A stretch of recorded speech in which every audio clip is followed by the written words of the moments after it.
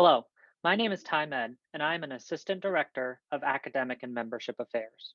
This educational webinar will provide an overview of the modernization legislative track and the proposals that were adopted in the modernization track during the November Division 1 Council meeting. All the proposals are effective immediately. Before reviewing the first slate of proposals adopted through the modernization track, we wanted to provide an overview of how the modernization track will operate within the governance structure. The modernization track allows for the Division 1 Council to introduce proposals at any standing council meeting and vote on those proposals at a subsequent council meeting. The Division 1 Council adopted the modernization track to provide an expedited legislative process for those proposals which fall within the purview of the Modernization of the Rules Subcommittee. The Modernization of the Rules Subcommittee is focusing its modernization efforts on areas of the legislation that are outdated and no longer meet the needs of the Division 1 student athlete. The committee's work is informed by data from the enforcement and academic and membership affairs staffs to highlight areas of the legislation that result in a high level of secondary or level 3 violations, interpretation requests, and waiver requests. Although the modernization track does provide an expedited timeline, each concept is thoroughly reviewed before adoption. Concepts are initially reviewed and developed by the Modernization of the Rules Subcommittee. If necessary, the subcommittee may seek initial feedback from subject matter experts, such as CCACA, NAC, or another standing council committee prior to recommending the concept to the legislative committee. Concepts are then reviewed by the Division 1 Legislative Committee prior to being sent to the Council. Concepts are finally reviewed by the Council prior to introduction into the modernization track.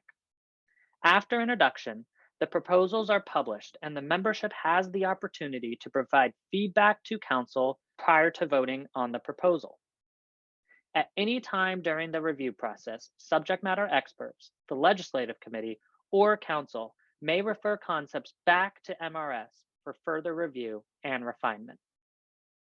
This chart provides a side-by-side comparison between the modernization track and the normal legislative cycle. As you can see, the modernization track provides Council an opportunity to legislate changes more efficiently. The proposals in the modernization track are still subject to an in-depth, thorough review and are introduced and voted on only after such a review. It is also important to note that this track does not require a vote in the next month. It just allows for it. During its November meeting, the Division 1 Council adopted the first slate of proposals introduced through the modernization track. These next slides will provide a brief overview and practical application of most of those changes.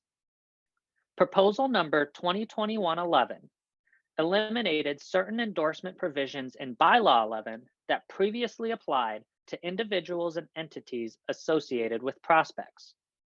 Activity that is now permitted includes the ability of coaches to publicize in advance of specific events they will be recruiting at and to send high school teams or high school coaches congratulatory messages. The proposal still maintains employment restrictions in Bylaw 11. Therefore, an institutional staff member continues to be prohibited from being employed by a recruiting service or non-institutional athletics event involving prospects. This proposal was adopted due to widespread confusion regarding what activities truly constituted an endorsement and the minimal recruiting advantage gained when a coach endorses a specific individual or entity associated with prospects. Proposal number 2021-12 is a comprehensive update of recruiting materials legislation that eliminates the content and production restrictions for video audio materials and removes the express mail prohibition from the recruiting materials legislation. Specifically, activities permitted under the new legislation include the ability for an institution to contract a third party to develop video audio materials and the ability to personalize those video audio materials provided to prospects. This proposal was adopted to provide clarity to the membership regarding the recruiting materials legislation and remove restrictions that were no longer applicable in the digital age. Proposal number 2021-13 eliminates many of the recruiting advertisement restrictions, maintaining only those regulations that relate to camp and clinic advertisements. This proposal permits institutions to advertise and promote its athletics department in high school game programs, recruiting publications, and other avenues, provided it pays the going rate and such advertisement does not violate other areas of Bylaw 13. The proposal does not permit an institution to advertise its recruitment of a specific prospect, as such an activity would violate publicity legislation. This proposal was adopted because recruiting advertisements provide a minimal competitive advantage, and the previous legislation unnecessarily restricted an institution's ability to advertise in its local community.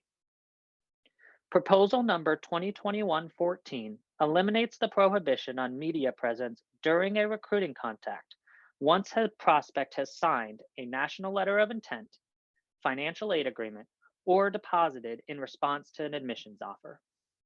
This proposal was adopted to eliminate the previous carve-out to the publicity after commitment legislation.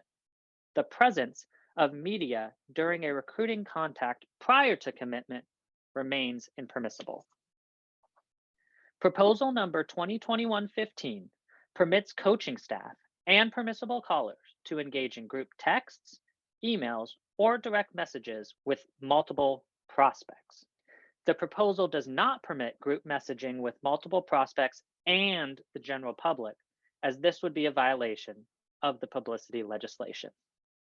This proposal was adopted to align the electronic correspondence legislation with similar legislation recently adopted for group telephone calls. The proposal also acknowledges that prospects often become aware of each other, and conversations between multiple prospects and institutional staff may aid prospects in making a more informed college decision. We hope this webinar has provided additional clarity regarding the modernization legislative track and the initial slate of modernization proposals adopted by the Division I Council. If you have any questions or modernization ideas, please reach out by emailing legislativefeedback@ncaa.org. Additionally, for the most up-to-date educational information, follow @NCAA Compliance on Twitter.